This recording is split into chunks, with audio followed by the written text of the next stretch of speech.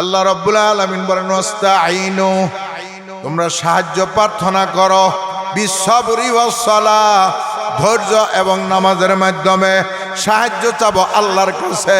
কিসের মাধ্যমে? ধৈর্য এবং নামাজের মাধ্যমে। নিশ্চয়ই আল্লাহ ধৈর্য ধারণকারীদের সাথে আছেন। জোরে সোরে কন্যা সুবহানাল্লাহ। আমার ভাইরা, পাঁচ ওয়াক্ত নামাজ আদায় করব, বিপদের সময় মুসিবতের সময় নামাজ আদায় করব আল্লাহর কাছে। নামাজের মাধ্যমে এবং ধৈর্যের মাধ্যমে আল্লাহর কাছে চাব। আল্লাহ রাব্বুল আলামিন আমাদের সব সমস্যার সমাধান করে দিবেন। জোরে সোরে কন্যা সুবহানাল্লাহ। এবার আমার ভাইরা, এই লোকটা যাইয়া নামাজে দাঁড়ায় গেছে, নামাজের দাঁড়ায় নামাজ পড়ে আল্লাহর কাছে দোয়া করে, প্রভু প্রভু গো,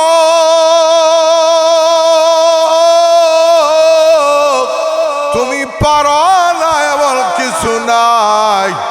আল্লাহর পয়গম্বরের কাছে গিয়েছিলাম, আমাদের খানার ব্যবস্থা নাই। পয়গম্বর নিজে তোমার কোরআন তেলাওয়াত করেন, ওয়ামা মিন দাব্বাতিন ফিল আরদি ইল্লা আলাল্লাহি রিজকুহা। প্রভু গো, সব পৃথিবীর মধ্যে যা বিচরণশীল প্রাণী আছে সবার রিজিকের দায়িত্ব তোমার। প্রভু গো, মেহেরবানি করে আমাদের রিজিকের ব্যবস্থা করে দাও। আল্লাহর কাছে দোয়া করার পরে এবার সে আস্তে আস্তে গেছে তাদের জামাতের মধ্যে। জামাতের লোকেরা জিজ্ঞাসা করে, ভাই হুজুরের কাছে বলছনি? পাঠাইছে না তারে? আল্লাহর পয়গম্বরের কাছে পাঠাইছে না? হুজুরের কাছে কি বলছ? লোকটা কয় যে আল্লাহ ব্যবস্থা করবে ইনশাআল্লাহ। সুবহানাল্লাহ বলেন। হুজুরের কাছে গেছে তা বলে নাই, বলে নাই তাও বলে নাই, বলছে যে আল্লাহ পাক কি করবেন? ব্যবস্থা করবেন। কিছুক্ষণের মধ্যেই দেখে দুইটা লোক, বড় দুইটা পেয়ালা নিয়া বা প্লেট নিয়া আসছে। প্লেট ভর্তি, একটার মধ্যে রুটি আর একটার মধ্যে গোশত। এটা নিয়ে আসছে। আইনা বলে, এগুলা খাও, এগুলা তোমাদের জন্য রিজিক। তারা পেট ভইরা খাইছে, কেউ বাদ নাই। যে যত দূর পারছে খাইছে। খাওয়ার পরে কয়, খানা তো শেষ হইল না, রুটিও অনেক বাইসা গেছে, গোশত অনেক বাইসা গেছে, এগুলা কি করব? এগুলা যে পাঠাইছে তার কাছে দিয়ে দিই। রসুল পাঠাইছে, রসুলের কাছে ফেরত পাঠাই দিই। এদের ধারণা কে পাঠাইছে? রসুল পাঠাইছে, রসুলের কাছে ফেরত দিয়ে দিই। পরামর্শ করে আবার পাঠাই দিছে, আল্লাহর নবীর কাছে পাঠাইছে। খানা যেগুলো বেশি হয়েছে, আল্লাহর নবীর কাছে যাওয়ার পর আল্লাহর নবী কয়, এগুলা কি কয় হুজুর? খানা, রুটি আর গোশত যে আপনি পাঠাইছেন যে আমাদের জন্য। সুবহানাল্লাহ বলেন। হুজুর কয়, আমি তো কোনো খানা পাঠাই নাই। খানা পাঠাইলো কে? সব ঘটনা খুলে আল্লাহ নবী বিশ্ব নবী দেখছে, ও ভাইরা, খানা আমি পাঠাই নাই, তোমরা কাকে আমার কাছে পাঠিয়েছিলা? আরে ডেকে আনো। এই লোকটারে ডাকছে, ভাই তোমাকেই তো পাঠিয়েছিলাম আল্লাহর পয়গম্বরের কাছে। আল্লাহর পয়গম্বর তো বলতেছে খানার ব্যাপারে জানে না। তুমি কি রসুলের কাছে আসো নাই? তুমি কি বলো নাই? এইবার লোকটা ডাক দেখায়, ভাইরা, আমি যখন এসেছিলাম পয়গম্বর তালাওয়াত করতেছে, ওয়ামা মিন দাব্বাতিন ফিল আরদি ইল্লা আলাল্লাহি রিজকুহা। পৃথিবীতে যত বিচরণশীল প্রাণী আছে সবার রিজিকের দায়িত্ব আল্লাহর। সুতরাং আমি পয়গম্বরের কাছে বলি নাই, আমি নামাজ পড়ে আল্লাহর কাছে দোয়া করেছি। এই খানার ব্যবস্থা করেছেন আল্লাহ। জোরে সরে কন্যা সুবহানাল্লাহ। খানা পাঠাইছেন কে? রিজিকের দায়িত্ব কার? তাহলে মাদ্রাসা বললে কি করে খাবো এই নিয়ত কেমনে? আপনার ইমান নাই তো। নতুন করে কলমা পড়বেন যারা এই নিয়তের মধ্যে আছেন যে মাদ্রাসা পড়াইলে কি করে খাবো, যারা এই নিয়ত আছে, যাদের দিলের ভিতরে এই কথা আছে, ইমান নাই, নতুন করে কলমা পড়ানো লাগবো। রিজিকের মালিক কে? ইন্না নাহনু নাযালনা যিকরা ওয়া ইন্না লাহু লাহাফিজুন।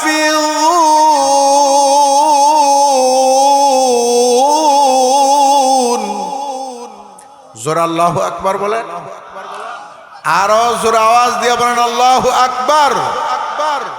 আল্লাহু আকবার বলে লাভ না পাপ?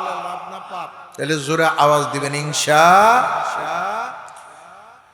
আমার ভাইরা, আল্লাহ পাক বলেন ইন্না নাহনু নাযালনা যিকরা, নিশ্চয়ই কোরআনুল কারীম নাজিল করেছি আমি আল্লাহ। কোরআনুল কারীম নাজিল করেছেন কে? জোরে বলেন কে? আল্লাহ রাব্বুল আলামিন। ওয়া ইন্না লাহু লাহাফিজুন, নিশ্চয়ই এই কোরআনুল কারীমের হিফাজতকারীও আমি আল্লাহ। জোরে বলেন সুবহানাল্লাহ, আওয়াজ দিয়ে বলেন সুবহানাল্লাহ।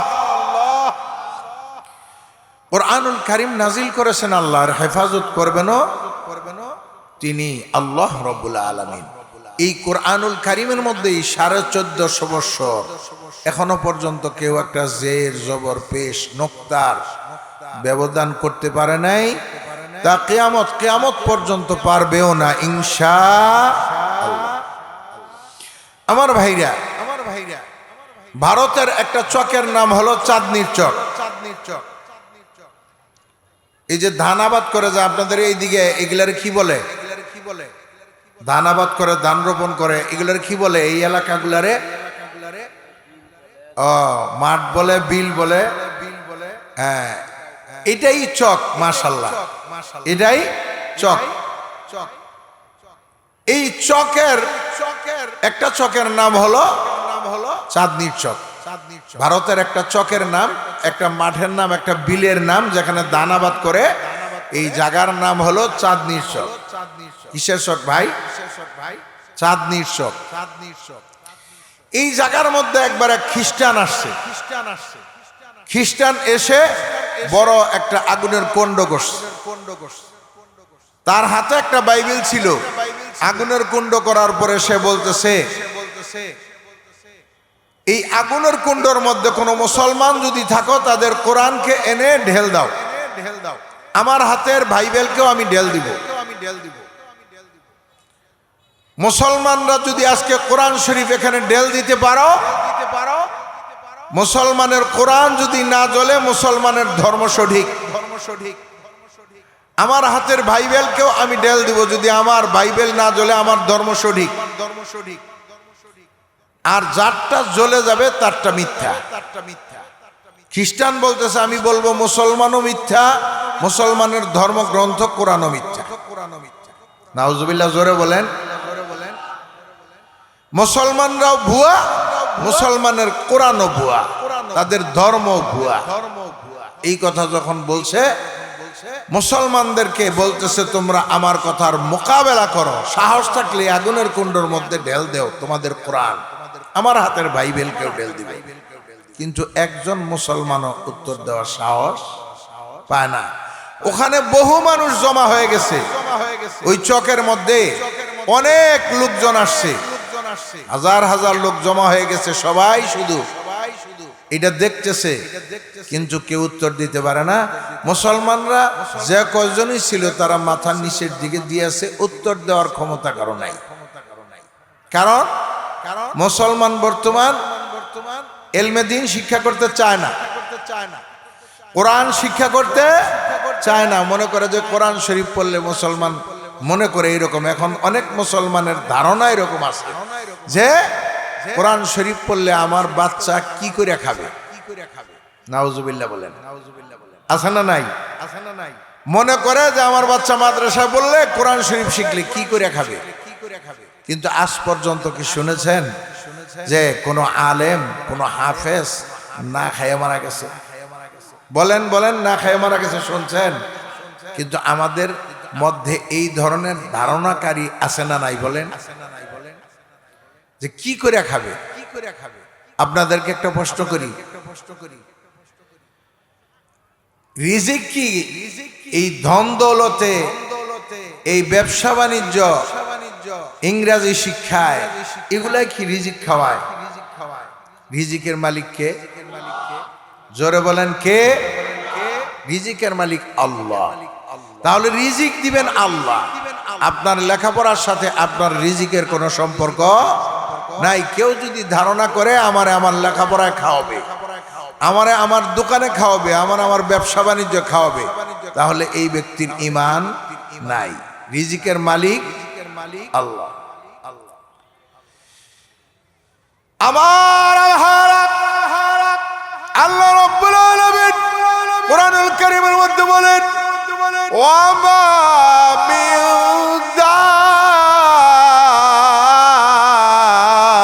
দাব্বাতিন ফিল আরদি ইল্লা আলাল্লাহি রিজকুহা।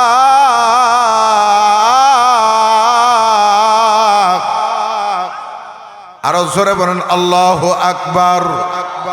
আমার ভাইরা, আল্লাহ পাক বলেন, এই পৃথিবীর মধ্যে যত বিচরণশীল প্রাণী আছে, পৃথিবীর মধ্যে যত বিচরণশীল প্রাণী আছে, সব প্রাণীদের রিজিকের দায়িত্ব আমার আল্লাহর। জোরে সুবহানাল্লাহ বলেন। পৃথিবীতে যত বিচরণশীল আছে, যত প্রাণী আছে, সবার রিজিকের দায়িত্ব কার? আল্লাহর। আল্লাহ নিজে বলে দিয়েছেন, সমস্ত বিচরণশীল প্রাণীর রিজিকের দায়িত্ব আমি আল্লাহ। এখন যদি কেউ মনে করে মাদ্রাসায় পড়াইলে কি করে খাবে, ঈমান আছে? বলেন ঈমান আছে? ঈমান নেই।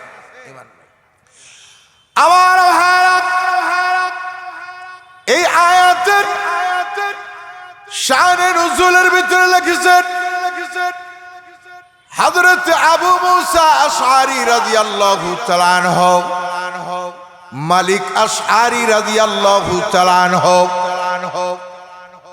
দুইজন বড় বড় সাহাবী। তারা একবার ইয়ামেন থেকে একটা জামাত নিয়ে মদিনায় এসেছে। কোথায় এসেছে ভাই? মদিনায় এসেছে। মদিনায় আসার পর তাদের খানা পিনার কোনো ব্যবস্থা নাই। খানা পিনার কোনো ব্যবস্থা নাই। সবাই মিলে পরামর্শে বসলো, কি করা যায়? আমাদের কাছে তো কোনো টাকা পয়সা নাই, খানার কোনো ব্যবস্থাও নাই, কি করা যায়? সবাই মিলে পরামর্শ করলো, আল্লাহর নবী বিশ্ব নবীর দরবারে চলো যাই। আমাদের মধ্যে থেকে এক দুইজন আল্লাহর নবী বিশ্ব নবীর দরবারে পাঠায় দেওয়া হোক, আল্লাহর পয়গম্বরের কাছে এই কথা বলা হোক, হুজুর আমাদের জন্য কোনো খানার ব্যবস্থা করে দিবেন। পরামর্শ করে তারা একজন লোককে নির্ধারিত করল, ও ভাইয়েরা,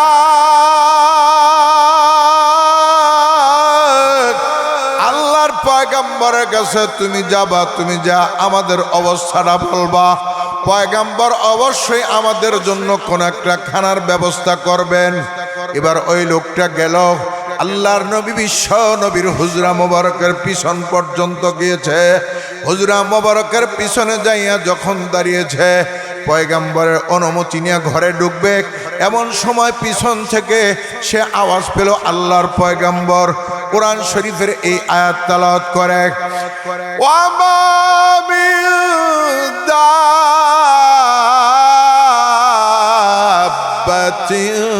ফিল আরদি ইল্লা আলাল্লাহি রিজকুহা।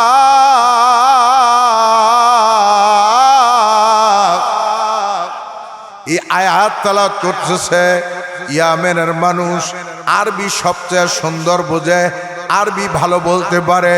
এই আয়াত যখন শুনেছে, পৃথিবীতে যত বিচরণশীল আছে সবার রিজিকের দায়িত্ব কার? জোরে বলেন কার? আল্লাহ বললে কি লাভ না পাপ? গুনাহ হয় না নেকি হয়? তো বলতে চান না যে একবার যদি কেউ আল্লাহ বলে ডাক দেয়, আল্লাহ কি বইলা আল্লাহ বলে ডাক দেয়, তাফসীরের কিতাবের মধ্যে আল্লাহ পাকের যত গুণবাচক নাম আছে, এই সবগুলি নাম যদি একবার করে জপতাম যত সব হতো, একবার আল্লাহকে আল্লাহ বলে ডাক দিলে সেই সমপরিমাণ সব দেওয়া হবে। আল্লাহর সিফাতি নাম কতগুলি বলেন তো? 99টা প্রসিদ্ধ, ঠিকই আছে, তবে আরো আছে। তাফসীরের কিতাবের মধ্যে আছে আমার ভাইরা, আমার আল্লাহর সিফাতি নাম 99টা প্রসিদ্ধ, ঠিকই আছে, এর মধ্যে সন্দেহ নাই। তবে আরো আছে 1000 2000 নয়। তাফসীরের কিতাবের মধ্যে আছে আমার আল্লাহর গুণবাচক নাম 5000-এর ঊর্ধ্বে পাওয়া যায়। কত হাজারের ঊর্ধ্বে? 5000-এর ঊর্ধ্বে আছে। এই প্রত্যেকটা একবার যদি কেউ জপে, প্রত্যেকটা নামের আলাদা আলাদা গুণ, আলাদা আলাদা ফজিলত হাদিসের মধ্যে বয়ান করা আছে। এই প্রত্যেকটা নাম একবার করে যদি কেউ জপে, সবগুলি নাম জপলে যত সব হবে, একবার যদি আমার আল্লাহরে আল্লাহ বলে ডাক দিতে পারো, তোমার আমল নামায় সেই সম পরিমাণ সওয়াব দেওয়া হবে। তাহলে জোরে বলবেন ইনশাআল্লাহ। পৃথিবীতে যত বিচরণশীল প্রাণী আছে, সবার রিজিকের দায়িত্ব কার? আল্লাহ রাব্বুল আলামিনের। মাশাআল্লাহ, এই যুবক বালা জোরে কইছে, এরকম করে বললে আমি খুশি। জোরে বলবেন, আওয়াজ দিয়া যদি গলার আওয়াজ ভেঙে যায়, যাক, এই উসিলে আল্লাহর কাছে মাপ চাওয়া যাবে এবং পাওয়াও যাবে ইনশাআল্লাহ। এই জন্য জোরে সরে বলবেন ইনশাআল্লাহ। আমার ভাইরা, যে কথা বলতেছিলাম, এই আয়াত যখন আল্লাহর হাবিব তেলাওয়াত করতেছে, ওয়ামা মিন দাব্বাতিন ফিল আরদি ইল্লা আলাল্লাহি রিজকুহা, এই আয়াত শোনার পরে যে লোকেরে পরামর্শ করে পাঠাইছে রসুলের কাছে খানার কথা বলার জন্য, এই লোক ঘুরে চলে আসছে। সুবহানাল্লাহ বলেন। এই লোক কি করছে? ঘুরে চলে আসছে। এই লোক কয়, রসুল তেলাওয়াত করতেছে, পৃথিবীতে যত বিচরণশীল প্রাণী আছে সবার রিজিকের দায়িত্ব আল্লাহর, তাহলে আমি রসুলের কাছে চাবো কেন? আল্লাহর কাছেই চাবো। সুবহানাল্লাহ বলেন। কার কাছে চাবে? আল্লাহর কাছে যাবে। আল্লাহর কাছে যাবে। এইগুলা ভালো হয় নাই আপনাদের? ভেজাল করছে। এই আয়াত শোনার পরে এই সাহাবী চলে আসছে। আয়েশা সে নামাজে দাঁড়াইছে। সুবহানাল্লাহ বলেন। কিসে দাঁড়াইছে ভাই? নামাজে দাঁড়াইছে। নামাজ সমস্ত সমস্যার সমাধান। সুবহানাল্লাহ বলুন। নামাজ সব সমস্যার সমাধান। আপনি যে কোনো মুসিবতে, যে কোনো পরিবেশে, যে কোনো কারণে আপনি নামাজে দাঁড়াবেন, আল্লাহ পাক ব্যবস্থা করে দিবেন ইনশাআল্লাহ। কিন্তু আমরা এমনি তো নামাজ পড়ব দূরের কথা, নফল ফরজই পড়ি না। কি আছে না নাই? ফরজটাও ঠিক মতো পড়ে না। এমনও মানুষ আছে আমাদের মাঝে যারা 5 ওয়াক্ত নামাজ জানেই না। এক লোক যাইতেছে রাস্তার মধ্যে হুজুরের লগে দেখা, তো হুজুরের কাছে, হুজুর আজকে আমার বাড়িতে আমনে দুপুরে 4টা ডাল ভাত খাবেন। অনেক সময় আমরা এইভাবে দাওয়াত দিই না হুজুরদেরকে, দুপুরে 4টা ডাল ভাত খাবেন। হুজুর কয় যে না, তোর বাড়িতে আমি খাবো না। কেন হুজুর? আমার অপরাধ। কি কয় অপরাধ? তুই নামাজ পড়স না। আমি বেনামাজির হাতে খাই না। অনেক আলেম ওলামা আছে বেনামাজির হাতে খায় না, পরহেজ করে চলে। মাশাআল্লাহ। এই হুজুরটা এরকম কয় না, আমি বেনামাজির বাড়িতে খাই না। কয় হুজুর আমি নামাজ পড়ি তো। কয় তোরে তো কোনো সময় মসজিদে দেখি না। কয় যে হুজুর আমি নামাজ মসজিদে যাই না, বাড়িতে পড়ি। নামাজ মসজিদে পড়লে হয় হুজুর, বাড়িতে পড়লে হয় না। হুজুর কয় যে হয়, তো বাড়ির তুই নামাজ পড়স না? কয় যে পড়ি। কয় যে বলতো দিনের রাতে নামাজ কয় ওয়াক্ত? এখনো তুই জানে না, আল্লাহর বাপ খবর নাই। তার বিবি আবার বালা দিনদার, ঘরের ভিতর থেকে এইভাবে হাত উঁচা করে দেখাইতেছে, কয়েকটা এক যে হুজুর দিনের রাতে নামাজ 10 ওয়াক্ত। কয়েকটা 10 ওয়াক্ত। হুজুর কাছে তুই ক নম্বরের নামাজি? আমি বুঝা ফেলাইছি। হুজুর চলে গেছে। এবার ঘরের মধ্যে যাওয়ার পরে বিবি কয় আপনারা আমি দেখাই দিলাম 5 ওয়াক্ত, আবার 10 ওয়াক্ত বললেন কেন? কয় যে আমি বাড়াইয়া বললাম, তাই বেটা পছন্দ করলো না, তুই আরো কমাস। বুড়ার হাতে লাঠি আছে, এই লাঠি দিয়ে আমার বাড়ি দিত 5 ওয়াক্ত কইলে, আমি 10 ওয়াক্ত কই আর বুড়ার লাঠির হাতের থেকে বাইচে আসছি, লাঠির বাড়ির থেকে বাইচে আসছি। কি কোন আছে না নাই? 5 ওয়াক্ত নামাজের খবর নাই, এরকম মুসলমান জানেও না কয় ওয়াক্ত নামাজ। আর নাম যদি বলতে বলেন তাহলে তোর কিয়ামত শুরু হয়ে যাবে। কথা ঠিক না বে ঠিক? আছে না এমন মানুষ 5 ওয়াক্ত নামাজের খবর নাই, হ্যাঁ নফলের খবর কি জানবো? নফল তো দূরে, ফরজেরই খবর নাই, আর নফল করছি আপনি। অথচ সব সমস্যার সমাধান নামাজ। কোরআন শরীফ বলেন, আমি বলতেছি না, কোরআন শরীফ বলেন, আস্তাঈনু বিস-সাবরি ওয়াস-সালাত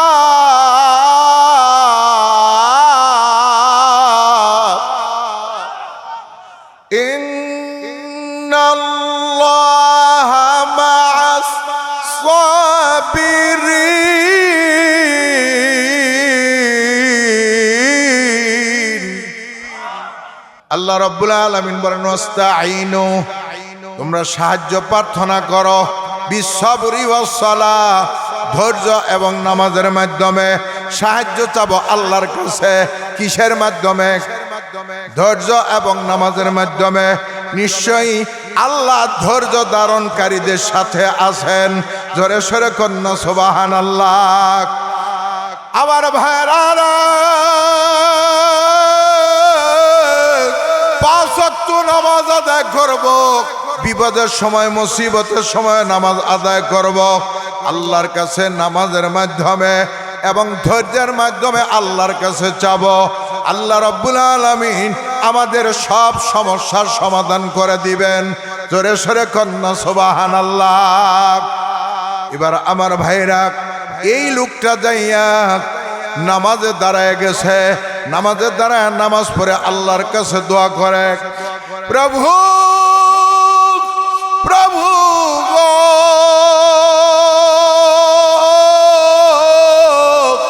তুমি পারো না, এমন কিছু নাই। আল্লাহর পয়গম্বরের কাছে গিয়েছিলাম, আমাদের খানার ব্যবস্থা নাই। পয়গম্বর নিজে তোমার কোরআন তেলাওয়াত করেন, ওয়ামা মিন দাব্বাতিন ফিল আরদি ইল্লা আলাল্লাহি রিজকুহা। প্রভু গো, সব পৃথিবীর মধ্যে যা বিচরণশীল প্রাণী আছে সবার রিজিকের দায়িত্ব তোমার। প্রভু গো, মেহেরবানি করে আমাদের রিজিকের ব্যবস্থা করে দাও। আল্লাহর কাছে দোয়া করার পরে এবার সে আস্তে আস্তে গেছে তাদের জামাতের মধ্যে। জামাতের লোকেরা জিজ্ঞাসা করে, ভাই হুজুরের কাছে বলছনি? পাঠাইছে না তারে? আল্লাহর পয়গম্বরের কাছে পাঠাইছে না? হুজুরের কাছে কি বলছ? লোকটা কয় যে আল্লাহ ব্যবস্থা করবে ইনশাআল্লাহ। সুবহানাল্লাহ বলেন। হুজুরের কাছে গেছে তা বলে নাই, বলে নাই তাও বলে নাই, বলছে যে আল্লাহ পাক কি করবেন? ব্যবস্থা করবেন। কিছুক্ষণের মধ্যেই দেখে দুইটা লোক, বড় দুইটা পেয়ালা নিয়া বা প্লেট নিয়া আসছে। প্লেট ভর্তি, একটার মধ্যে রুটি আর একটার মধ্যে গোশত। এটা নিয়ে আসছে। আইনা বলে এগুলা খাও, এগুলা তোমাদের জন্য রিজিক। তারা পেট ভইরা খাইছে, কেউ বাদ নাই। যে যত দূর পারছে খাইছে। খাওয়ার পরে কয়, খানা তো শেষ হইল না, রুটিও অনেক বাইসা গেছে, গোশত অনেক বাইসা গেছে, এগুলা কি করব? এগুলা যে পাঠাইছে তার কাছে দিয়ে দিই, রসুল পাঠাইছে রসুলের কাছে ফেরত পাঠাই দিই। এদের ধারণা কে পাঠাইছে? রসুল পাঠাইছে, রসুলের কাছে ফেরত দিয়ে দিই। পরামর্শ করে আবার পাঠাই দিছে, আল্লাহর নবীর কাছে পাঠাইছে। খানা যেগুলো বেশি হয়েছে, আল্লাহর নবীর কাছে যাওয়ার পর আল্লাহর নবী কয়, এগুলা কি কয় হুজুর? খানা, রুটি আর গোশত যে আপনি পাঠাইছেন যে আমাদের জন্য। সুবহানাল্লাহ বলেন। হুজুর কয় আমি তো কোনো খানা পাঠাই নাই। তাহলে খানা পাঠাইলো কে? সব ঘটনা খুলে আল্লাহ নবী বিশ্ব নবী দেখতে কয়, ও ভাইরা, খানা আমি পাঠাই নাই, তোমরা কাকে আমার কাছে পাঠিয়েছিলে? আরে ডেকে আনো। এই লোকটারে ডাকছে, ভাই তোমাকেই তো পাঠিয়েছিলাম আল্লাহর পয়গম্বরের কাছে। আল্লাহর পয়গম্বর তো বলতেছে খানার ব্যাপারে জানে না, তুমি কি রসুলের কাছে আসো নাই? তুমি কি বলো নাই? এইবার লোকটা ডাক দেখায়, ভাইরা আমি যখন এসেছিলাম পয়গম্বর তালাত করতেছে, ওয়ামা মিন দাব্বাতিন ফিল আরদি ইল্লা আলাল্লাহি রিজকুহা, পৃথিবীতে যত বিচরণশীল প্রাণী আছে সবার রিজিকের দায়িত্ব আল্লাহর। সুতরাং আমি পয়গম্বরের কাছে বলি নাই, আমি নামাজ পড়ে আল্লাহর কাছে দোয়া করেছি, এই খানার ব্যবস্থা করেছেন আল্লাহ। জোরে সরে কন্যা সুবহানাল্লাহ। খানা পাঠাইছেন কে? রিজিকের দায়িত্ব কার? তাহলে মাদ্রাসা বললে কি করে খাবো? এই নিয়ত কেমনে? আপনার ইমান নাই তো? নতুন করে কলমা পড়বেন যারা এই নিয়তের মধ্যে আছেন যে মাদ্রাসা পড়াইলে কি করে খাবো, যারা এই নিয়ত আছে, যাদের দিলের ভিতরে এই কথা আছে, ইমান নাই, নতুন করে কলমা পড়ানো লাগবো। রিজিকের মালিক কে? আসুন, এই রিজিকের ভয়ে মাদ্রাসায় বাচ্চা দিতে চায় না, আছে না নাই? কথা জোরা বলেন, আছে না নাই? বাচ্চা দিতে চায় না। আমার ভাইরা এখন মাদ্রাসা তো পড়ে না, এখন ওই যে খ্রিস্টান ঘোষণা করছে যে আমি আমার ভাই বেলকে আগুনে নিক্ষেপ করব, তোমরা তোমাদের কোরআনকে নিক্ষেপ করো, যারটা অক্ষত থাকবে তারটাই সত্য, আর যারটা জ্বলে যাবে তারটা মিথ্যা আর ভুয়া। কোন মুসলমান মোকাবেলা করার সাহস পায় না। পাবে কেমনে? মুসলমানের ভিতরে এখন বর্তমান ইলমে দ্বীন নাই, কোরআনের জ্ঞান নাই, হাদিসের জ্ঞান নাই, ইলমে দ্বীন নাই। এটা শিক্ষা তো করেই না, বরং আরো না করাটারে উত্তম মনে করে। আর কোন কেউ আছে এটা শিখা নিজে ছোট মনে করে, এ মৌলবি হয়ে ঠকছি। নাউজুবিল্লাহ বলেন। পোড়া খবাইলে এমনও আছে, মনে করে যে মৌলবি হইয়া ঠকছি। আছে না নাই? এমন মানুষ আছে। এখন ইলমে দ্বীন তো জানা নাই, উত্তর দিব কেমনে? কেমনে? আস্তে আস্তে খ্রিস্টান বড় আওয়াজে বলতেছে, কোন মুসলমান থাকলে মোকাবেলা করো। মুসলমান একটা উত্তর দিতে পারে না, মাথা নিচের দিকে দিয়ে আছে।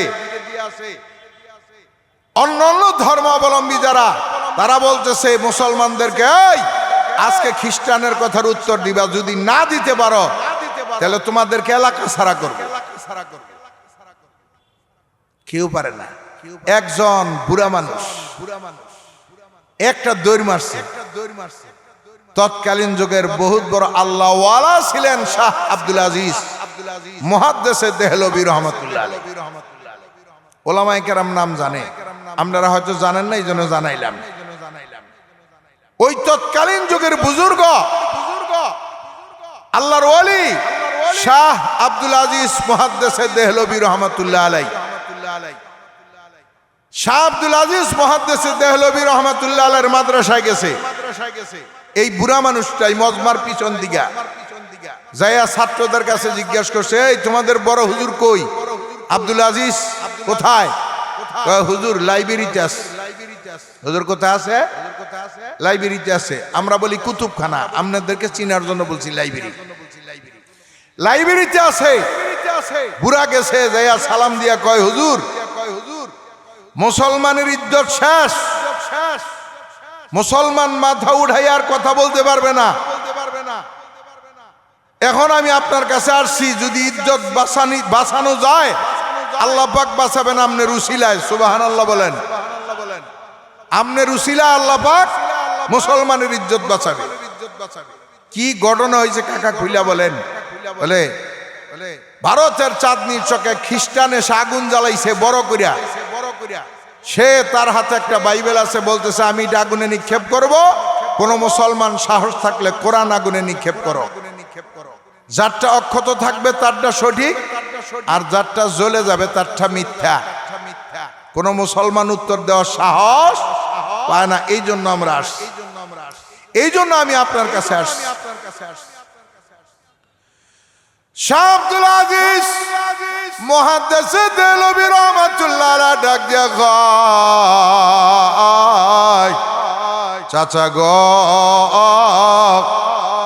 চলেন আমার সঙ্গে কোথায় যাইতে হবে।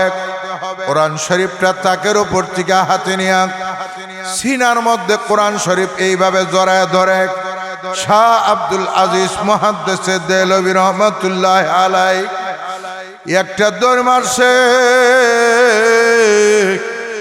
চাচা আগে আগে যায়, শাহ আব্দুল আজিজ মুহাদ্দিস দেলভী রাহমাতুল্লাহ আলাইহি পিছনে পিছনে যায়। ভারতের চাঁদনি চকে যায়, দেখে ঠিকই খ্রিস্টান বড় বড় করে বলতেছে, এখনো পর্যন্ত কোনো মুসলমান তো পেলাম না আমার কথার মোকাবেলা করার জন্য। কই মুসলমান থাকলে আসো। একটা মুসলমানও সাহস পায় না। শাহ আব্দুল আজিজ মুহাদ্দিস দেলভী রাহমাতুল্লাহ আলাইহি যাইয়া হাজির। পিছন থেকে ডাক দিয়া কয়, এ খ্রিস্টান, আমি আব্দুল আজিজ তোমার কথার মোকাবেলা করব। জোরে সরে কন্যা সুবহানাল্লাহ। আমি আব্দুল আজিজ তোমার কথার মোকাবেলা করব, তোমার কথার মোকাবেলা করার জন্য আমি আসছি। এবার খ্রিস্টান কয়, তাহলে আগুনের মধ্যে কোরআন শরীফ ঢেল দাও, ছুঁড়ে মারো। আমি আমার হাতের বাইবেল ছুঁড়ে মারবো। শাহ আব্দুল আজিজ মুহাদ্দিস দেলভী রাহমাতুল্লাহ আলাইহি কয়, তোমার হাতে যেটা আছে এটা কি? কয় এটা বাইবেল, আল্লাহর কালাম। আমার হাতে আছে এটা হলো কোরআন শরীফ, আল্লাহর কালাম। তোমারটাও আল্লাহর কালাম, আমারটাও আল্লাহর কালাম। আল্লাহর কালাম কখনো ছুঁড়ে মারা যায় না, ঢেল দেওয়া যায় না, অসম্মান করা যায় না। তোমার হাতেরটা যদি আল্লাহর কালাম হয়, এটা ছুঁড়ে মারতে পারো না। তোমার এটা আল্লাহর কালাম না, এই জন্য তুমি ছুঁড়ে মারার সাহস পাও। আমার হাতে এটা হলো কালামুল্লাহ, আল্লাহর কালাম, আমি এটা ছুঁড়ে মারার সাহস পাই না। কারণ কোরআন শরীফ আল্লাহ যত বড়, তার কালামও তত বড়। জোরে কোন সুবহান। কোরআন শরীফের সাথে যার সম্পর্ক হয় সে দামি হয়ে যায়, এটা ছুঁড়ে মারা যায় না। কোরআন শরীফের সাথে যার সম্পর্ক সেই দামি। দু একটা উদাহরণ আপনাদেরকে দিলেই বুঝতে পারবেন ইনশাআল্লাহ। অসুবিধা হইতেছে না তো? কোরআন শরীফ কত দামি দেখেন। এই যে মক্কা নগরী আছে, এই মক্কা নগরীর আলাদা কোনো ফ্যাসিলিটি নেই। মক্কা নগরী বানাইছে কারা বলেন? জোরে কয় না কে? এই জমিন বানাইছে কারা? জমিন। জোরে কন। আসমান বানাইছে কে? তাহলে মক্কা কে বানাইছে? মক্কার মালিক কে? এই বাংলাদেশের মালিক কে? ভারতের মালিক কে? সবই আল্লাহ। তাহলে এখানেও আল্লাহ বানাইছে, ওখানেও আল্লাহ বানাইছে, মক্কাও আল্লাহ বানাইছে। মক্কা নগরী তো আলাদা দামি কে? আলাদা তো সম্মান কেন? বাংলাদেশ আর মক্কা কি কখনো সমান? মক্কা নগরী এত দামি কেন? এই মক্কা নগরীর দামি হওয়ার কারণ এক নম্বর কোরআনুল কারীম মক্কা নগরীতে নাজিল হয়েছে। জোরে কোন সুবহান। আমার এই মক্কা নগরী নগরী দামি হয়েছে কোরআন শরীফের কারণে, কোরআনুল কারীমের কারণে। কোরআনুল কারীম নাজিল করেছেন আমার আল্লাহ মক্কায়। মক্কা নগরী দামি হওয়ার আরেকটা কারণ হলো আল্লাহর ঘর বাইতুল্লাহ মক্কা নগরীতে অবস্থিত। দামি হওয়ার আরেকটা কারণ হলো আল্লাহর পয়গম্বর বিশ্বনবী মক্কা নগরীতে জন্ম। এই তিন কারণে মক্কা নগরী দামি হইয়া গেছে। জোরে সোরে কন্যা সুবহানাল্লাহ। আমার ভাইরা,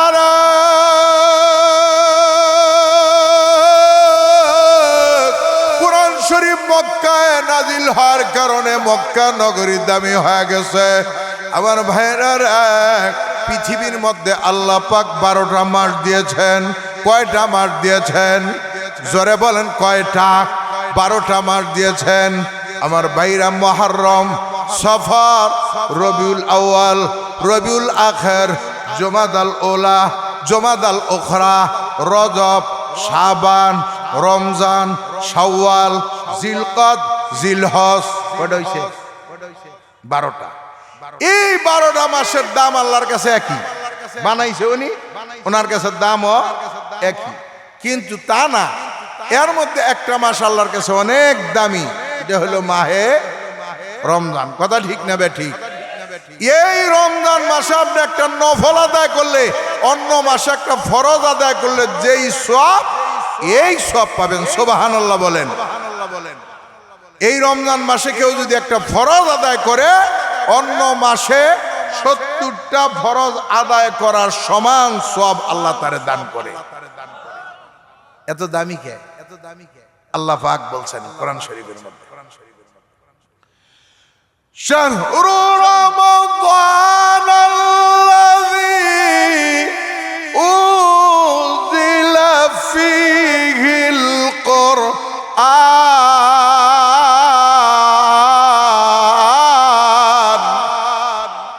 জোরে বলেন, হয় না? আরো জোরে বলেন। আল্লাহ পাক বলেন শাহরু, শাহরুন মানে মাস, রমাদান, শাহরু রমাদান মানে রমজান মাস। আল্লাযী উনজিলা ফীহিল কুরআন, এই মাহে রমজানে আল্লাহ পাক কোরআনুল কারীম নাজিল করেছেন। এই জন্য কোরআন শরীফ যেহেতু রমজান মাসে নাজিল হয়েছে, এই জন্যই এই রমজান মাসটা এত দামি হইয়া গেছে। জোরে সোরে কন্যা সুবহানাল্লাহ। আমার ভাইরা, আল্লাহ পাক রাত্র দিন বানাইছে, এগুলার মধ্যে কোনো ব্যবধান নাই, কিন্তু একটা রাত্রি আল্লাহর কাছে দামি। আল্লাহ কোরআনুল কারীমের মধ্যে বলেন, ইন্না আনজালনাহু ফি লাইলাতিল কদর ওয়া মা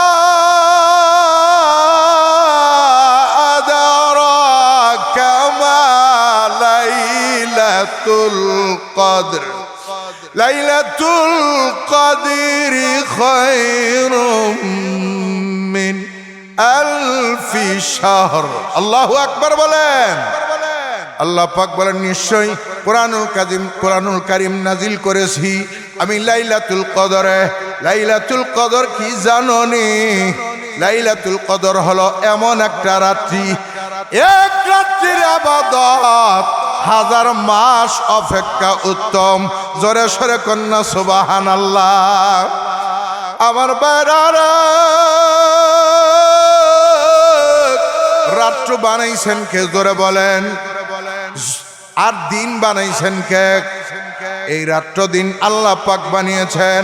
এর মধ্যে একটা রাত্র এত দামি কেন? এটারও কারণ হলো একটাই, এই কোরআন শরীফ এই রাত্রে নাজিল হয়েছে। জোরে সোরে কন্যা সুবহানাল্লাহ। এই রাত্রে কোরআন শরীফ নাজিল হয়েছে।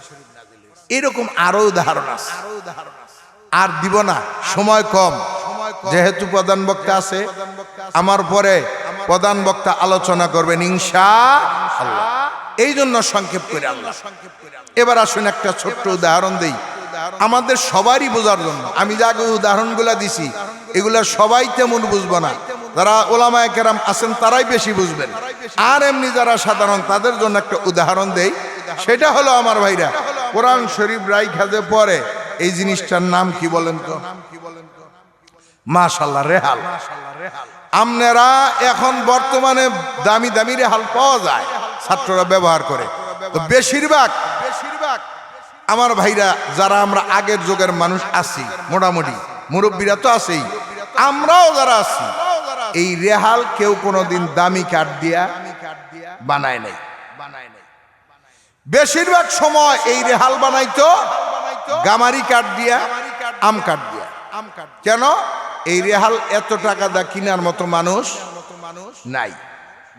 এখন যে বর্তমানে বানায় প্লাস্টিক, এই হুজুর ঠিক কইছে, প্লাস্টিক দেওয়া বানায়। আপনারা বলেন প্লাস্টিক কি দামি জিনিস? এখন একটা পানির বোতল খাইয়া কেউ এটা কোঠার পকেটে রেখে দেয়, কি করে? নগদে ফালায় দেয়। কি রে, প্লাস্টিকের কোনো দাম না, এই জন্য ফালায় দেয়। এই প্লাস্টিক দিয়ে রেহাল বানাইছে। আপনারা বুঝে থাকলে বলবেন, এই রেহালের মধ্যে যদি কারো পাও লাইয়া যায়, ইচ্ছা করে তো পাও লাগাই না, কারো পাও যদি লাইয়া যায় অসতর্কতা বশত, আপনারা বলেন কোন মানুষ আছে যে এটার মধ্যে সালাম করে না? আছে? কেউ নাই যে সালাম করে না। যারে পাও লাগুক এই রেহালের মধ্যে, সেই এটার মধ্যে কি করে? সালাম করে, চুমু খায়। কেন? পচা প্লাস্টিক দিয়ে বানাইছে, কম দামি কাঠ দিয়ে বানাইছে, এর এত সম্মান কেন? অথচ এই যে সোফার মধ্যে বসছি, দামি কাঠের মধ্যে বসে রয়েছি, এটা কেউ সালাম করে না? করে? এই যে সবাই আমরা বসে রয়েছি সোফার মধ্যে, দামি কাঠ না এগুলা, দামি কাঠ, কেউ সালাম করে না। পচা কম দামি কাঠে সালাম করে, কম দামি প্লাস্টিকের রেহালে সালাম করে। কেন? আমার ভারত এই রেহালের সঙ্গে কোরআন শরীফের সম্পর্ক হয়েছে। কোরআন শরীফ রেহালের মধ্যে রাখা হয়, এর জন্য এই কোরআন শরীফের সম্মানে এই রেহাল গুলাও দামি হইয়া গেছে। কথা ঠিক না বেঠিক? জোরে বলেন। কোরআন শরীফের সম্পর্কের কারণে রেহালটা দামি হয়ে গেছে। ভাইও, এই কথাটাই এতক্ষণ বুঝাইতে চেয়েছি। কোরআন শরীফ দামি জিনিস, এর সাথে যার সম্পর্ক হয় সেও দামি হয়ে যায়। শাহ আব্দুল আজিজ মুহাদ্দিসে দেহলভী কয়, কোরআন শরীফ সুরে মারার জিনিস না, এটা আমি সুরে মারতে পারবো না। এবার খ্রিস্টান কয়, দেখেন মুসলমানের শাহ আব্দুল আজিজ ভয় পাইছে, মুসলমানের শাহ আব্দুল আজিজ ভয় পাইছে। শাহ আব্দুল আজিজ মুহাদ্দিসে দেহলভী রাহমাতুল্লাহ আলাইহি ডাক দিয়া কয়, এই খ্রিস্টান, মুসলমান জাতি ভয় পাওয়ার জাতি নয়। সুবহানাল্লাহ বলেন। মুসলমান জাতি ভয় পাওয়ার জাতি নয়। মুসলমান একমাত্র ভয় পায় আল্লাহকে। মুসলমান আল্লাহ ছাড়া কাউকে ভয় পায় না। মুসলমান বীরের জাতি, ভয় পাওয়ার জাতি নয়। এক খ্রিস্টান, আমি ভয় পাই নাই, আমি কোরআনের সম্মানের কথা বলেছি রে।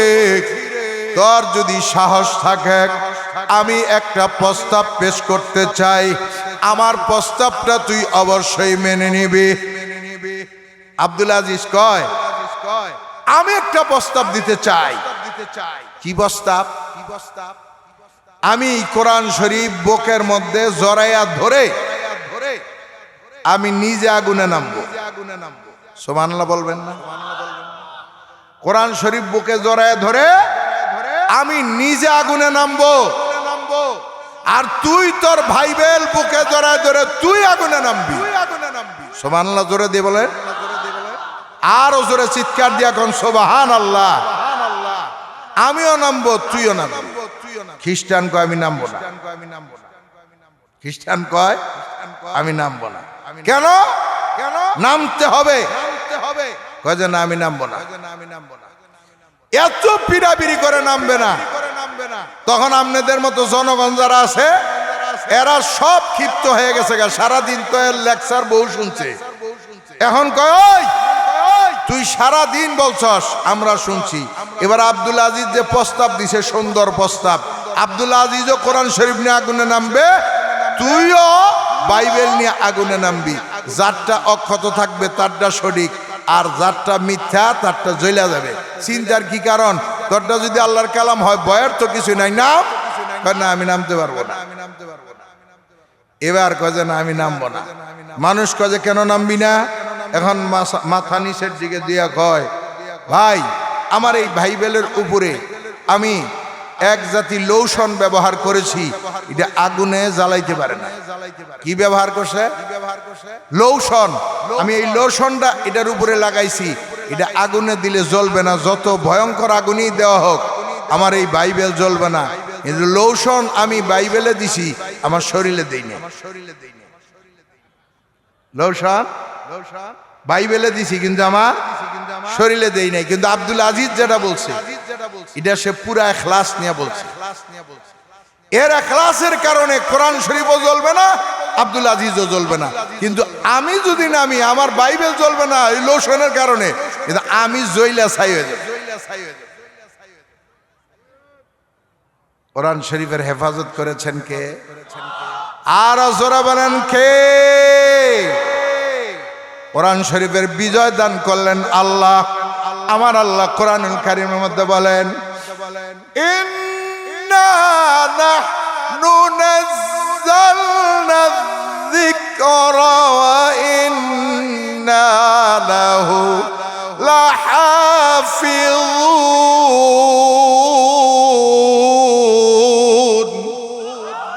আল্লাহ রাব্বুল আলামিন বলেন, নিশ্চয় কোরআনুল কারীম নাজিল করেছি আমি আল্লাহ, এই কোরআন শরীফের হেফাজতকারীও আমি আল্লাহ। জোরে সরে কন্যা সুবহানাল্লাহ। ইলাহা জোরে লা ইলাহা ইল্লাল্লাহ, লা ইলাহা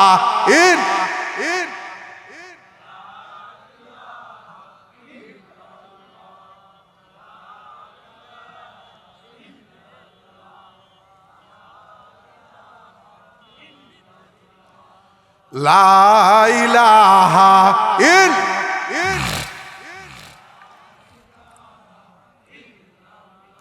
অল্পা দিনের হায়াত লইয়া বলেন, অল্পা দিনের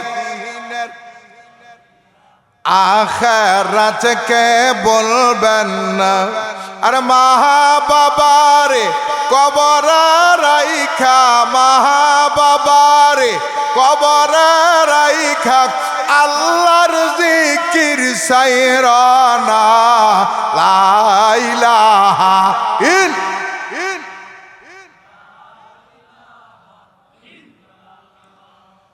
লা ইলাহা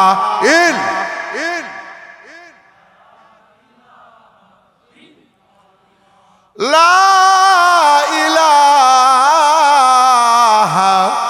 ইল্লাল্লাহু মুহাম্মাদুর রাসূলুল্লাহ। কোরআন শরীফের বিজয় দান করেছেন কে? আল্লাহ রাব্বুল আলামিন। আজ পর্যন্ত কেউ আর একটা জের জবর নুক্তার ব্যবধান করতে পারে নাই, কিয়ামত পর্যন্ত পারবেও। বাদশাহ সুলতান মাহমুদ গজনবী রহমতুল্লাহ আলাইহি নামক একজন বড় বাদশাহ ছিলেন, বড় বুজুর্গ ছিলেন, বড় আল্লাহওয়ালা বাদশাহ, আবার আল্লাহর ওলি।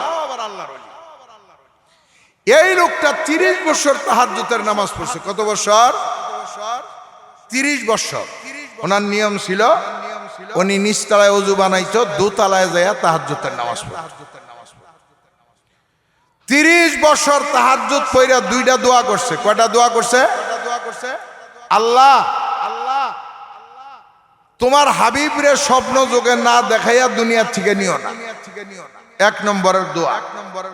2 নম্বরের দোয়া হইল, তোমার খাস খাস ওলিদের সাথে আমার নামটা না লেখা দুনিয়া থেকে নিও না। সুবহানাল্লাহ বলে। এই দুইটা দোয়া করছে কত বছর? 30 বছর। 30 বছর পরে উনি একদিন নিচতলায় ওযু বানাইয়া তাহাজ্জুদ পড়ার জন্য উপরের দিকে যাইতেছে, দোতলায়। সিঁড়ির এক ধাপ উঠা যখন মোচড় দিয়া ঘুইরা আরেক ধাপে যাইতে হয়, ওই মোসরদার ওই জায়গাটা খালি থাকে না? এই খালি জায়গাটাতে ওনার নজর বসে, দেখা যায় বাইরে সরকারি লাইটের নিচে একটা ছোট্ট বাচ্চা দাঁড়ায় দাঁড়ায় কোরআন শরীফ পড়তেছে। সুবহানাল্লাহ বলেন। এটা ওনার নজরে পড়লো, ছোট্ট একটা বাচ্চা দাঁড়ায় দাঁড়ায় কোরআন শরীফ পড়তেছে, পায়ে কোনো জুতা নাই, কনকনা শীতের মধ্যে। এই যে এরকম শীতের দিন, কনকনা শীতের মধ্যে সে দাঁড়ায় দাঁড়ায় কোরআন শরীফ পড়তেছে, পায়ে কোনো জুতা নাই, পরনে কোনো ভালো মোটা পাঞ্জাবি নাই, পাতলা একটা কাপড় গায়ে দেওয়া আছে, শীতের কোনো কাপড় চোপড় নাই। দেখে তার খারাপ লাগছে। বাদশাহ সুলতান মাহমুদ গজনবী রহমতুল্লাহ আলাই আস্তে আস্তে নিচের দিকে নাইমা গেছে, যাইয়া এই বাচ্চাটার পিছনে দাঁড়ায় রয়েছে চুপ করিয়া। বাচ্চাটা কোরআন শরীফ পড়ে আর বাদশাহ সুলতান মাহমুদ গজনবী চুপচাপ দাঁড়ায় দাঁড়ায় শোনে। আমার এই বাচ্চাটার কোরআন শরীফ জোড়া যখন নাকি শেষ হয়ে গেল, কোরআন শরীফের তালাওয়াত যখন শেষ হয়ে গেল, বাচ্চাটা আস্তে করে কোরআন শরীফটা আদবের সাথে বন্ধ করেছে। বন্ধ করার পর বুকের মধ্যে কোরআন শরীফটা জোড়া দিয়ে রওনা দিয়েছে। বাদশাহ সুলতান মাহমুদ গজনবী ডাক যা কয়, ও বাবা রে, কে গো তুমি? কোথায় তোমার বাড়ি, কোথায় তোমার ঘর? বাবা রে, এই জায়গার মধ্যে বৈশা বৈশা তুমি কেন কোরআন শরীফের তালাওয়াত করো? দাঁড়ায় দাঁড়ায় কেন কোরআন শরীফের তালাওয়াত করো? তোমার পায়ে এক জোড়া জুতা নাই, পরনে কোনো ভালো মোটা কাপড় নাই, তোমার কি শীত লাগে না? তোমার কি ঠান্ডা লাগে না? এখানে দাঁড়ায় দাঁড়ায় কেন কোরআন শরীফ পড়ো? বাচ্চাটা যার যার হয়ে কান্না শুরু করছে, চোখের পানি ছেড়ে দিয়া কাঁদে আর ডাক দিয়া কয়, আপনি কে গো? আমি চিনি না, তবে শোনেন গো বাবা, আমি একজন এতিম অসহায়, আমার বাবা নাই, আমার মা মানুষের বাড়িতে জিয়ের কাজ করে, মা চারটা খানা পিনার ব্যবস্থা করতে পারে, আর কোনো টাকা পয়সা তার দেয় না, চারটা খানা পিনার ব্যবস্থা হয়, মানুষের বাড়ি কাজ করে, আমার যে বাবা নাই, কে আমার জুতা কিনা দিবে? কে আমার কাপড় কিনা দিবে? আমার কাপড় কেনার পয়সা নাই, জুতা কেনার পয়সা নাই। বন্ধু বান্ধবের বাচির নিচে বৈশা যদি আমি সন্ধ্যায় পড়া শিখতে যাই, আমার দুরু দুরু করে তারায় দেয়, আমাদের বাচির নিচে তোমার বসতে দিব না, কেরাসিন তেল কেনার পয়সা আমার নাই, আমার তারায় দেয়, আমার বসার জায়গা নাই। কি করব? ফজরের নামাজের আগে সবক শুনাইতে হয়, হেফজখানার নিয়ম।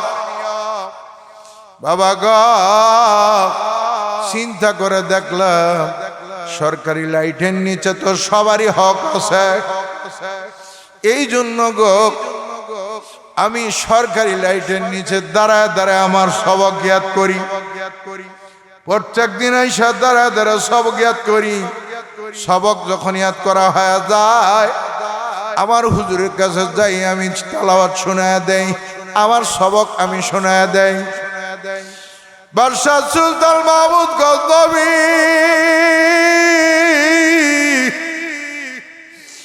চোখের পানি রাখতে পারে না,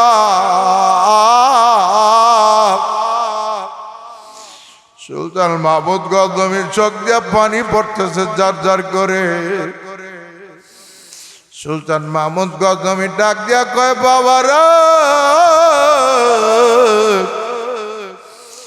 তুমি একটু সময় অপেক্ষা করো, আমি আসতেছি, আমি আসা পর্যন্ত তুমি যাইও না।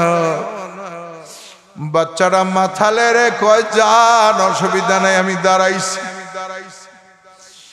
বাদশাহ সুলতান মাহমুদ গজনবী কেরাসিন তেলের দোকানে যাইয়া ডাক দিছে। দোকানদার লাফায় উঠছে, কাঁদে আর ডাক দিয়া কয়, ও জাহাবনা, আমার নামে কোনো মামলা আছে নাকি? কেন আমার আপনি এত রাত্রি করে এসে ডাক দিলেন? আমার কোনো অপরাধ আছে নাকি?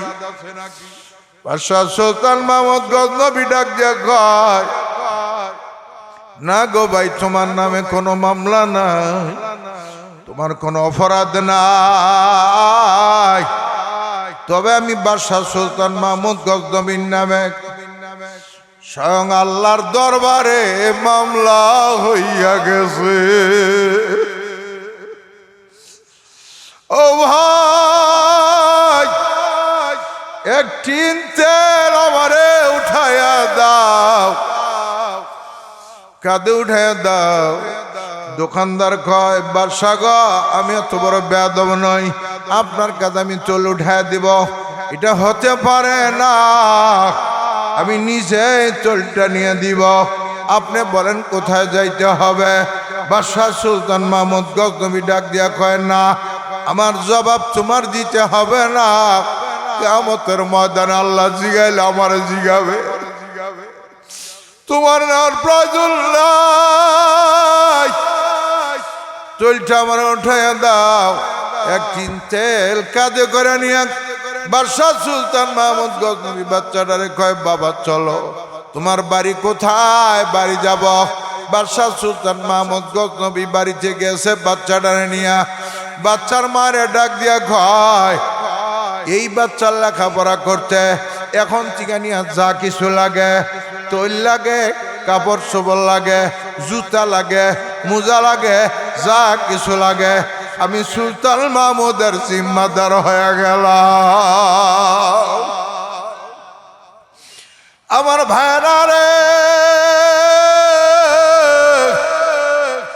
সুলতান মাহমুদ গজনবী রহমাতুল্লাহ আলাইহি এবার আইসা তাহাজ্জুদের নামাজ আদায় করে, ফজরের সময় এখনো হয় নাই, মাথাটারে যখন বালিশের মধ্যে লাগাইছে, আজান হইল এটা নামাজ পড়বে। বালিশের মধ্যে মাথাটা লাগানোর সঙ্গে সঙ্গে ঘুমের মতো একটু ভাব হইছে। স্বপ্নের মধ্যে দেখে গো,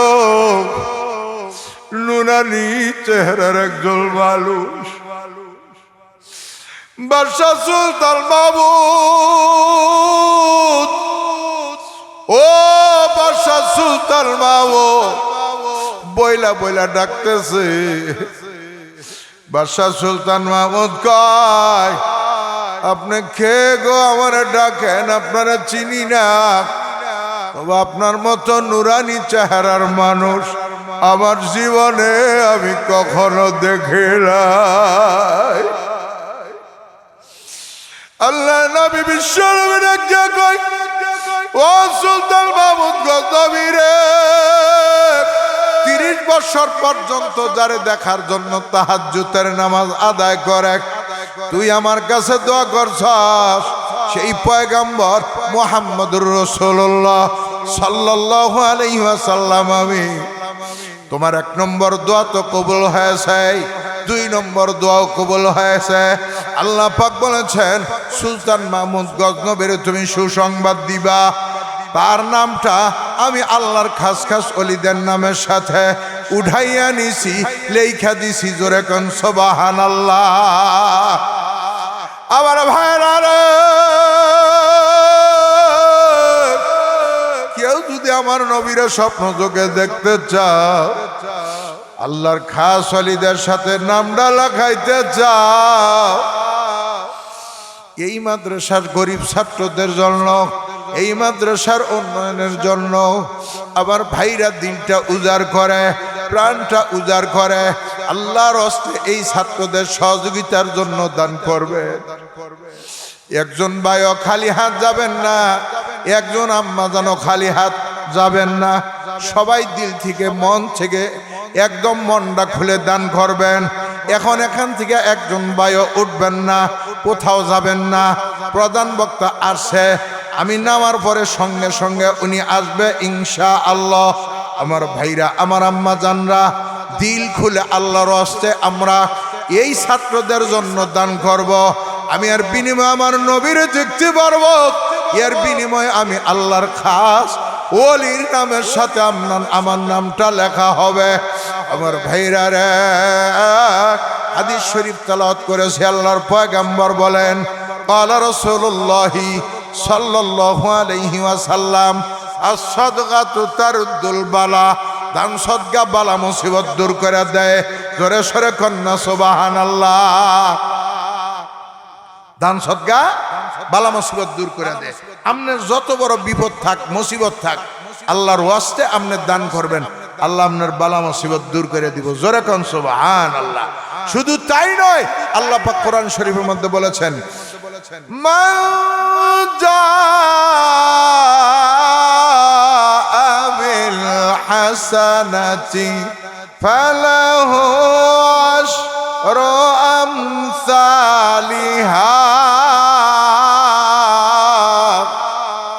জোরে আল্লাহু আকবার বলেন। এখানে কি গরকুই বান্দা করে, এখানে কি গরকুই বান্দা করে, একে কি বদা লামে উসকো 10 মিলে। কেউ যদি আল্লাহর রাস্তায় এক দান করে, আমার আল্লাহ তার 10 দিয়া দেয়। জোরে কোন সুবহানাল্লাহ। আপনি আল্লাহর রাস্তায় এক দান করবেন, আল্লাহ আপনার 10 দিয়া দিব। আমার ভাইরা, দান করবেন, মুসিবত যত বড়ই হোক, আল্লাহ পাক মুসিবত থেকে হেফাজত করবে ইনশাআল্লাহ। আল্লাহ পাক আপনার রিজিকের মধ্যে বরকত ঢাইলা দিব ইনশাআল্লাহ।